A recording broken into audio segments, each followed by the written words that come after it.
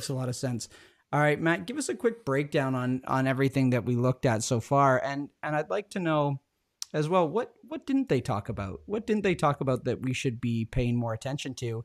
And when you mentioned before that they didn't necessarily give any real guidance in terms of what they're predicting going forward, I feel like that's been kind of true of them all year, has it not? It's just been that one caveat at the end. Hey, we will make adjustments as needed is kind of what I've kept hearing time and time again. So tell me a little bit about those key takeaways as well as what maybe they haven't spoken about. Yeah, they were, there was no commitment or guidance going forward. They didn't promise more cuts. They said, if risk rises, there will be more cuts. They didn't claim inflation imminently overshooting.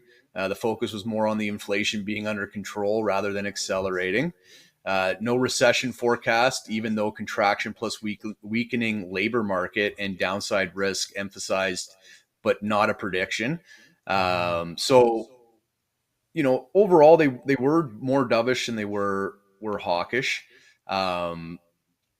But they're still cautious. They've stressed uncertainty. They said watch incoming data, like we mentioned, trade tariffs, inflation expectations. No signaling on the all clear side.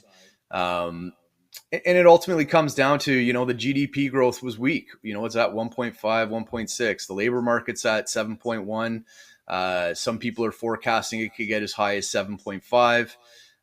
Your inflation, your core inflation is coming down. It is below that 2% mark. The headline CPI. But when you look at core inflation, the one that the Bank of Canada looks at, you're still very close to 3%.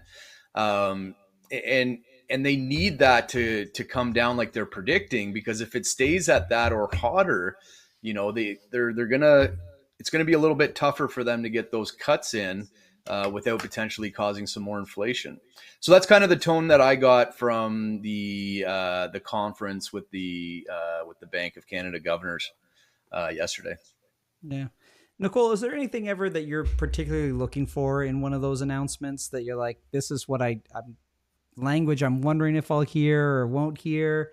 Or is it at this point, is it all too speculative to try to read into that stuff? I was going to say, it might have been different if you asked me, a couple of years ago when we were monitoring these things. But over the last little while, and especially this year, I think it's just one of those things where it's like, we know that ultimately it is just going to be that, conservative approach, because the reality is we don't know what's going to happen. I remember having a conversation with you guys, last year, where we had a very different prediction for what, 2025 was going to look like, or at least Q1, Q2. And then with everything that happened with the trade war and stuff, it just kind of bang. And then ever since then, it's like, it just goes to show that we don't know what's going to happen. So yes, I think it's just ultimately like that conservative approach, because they have to allow for, that change to potentially come.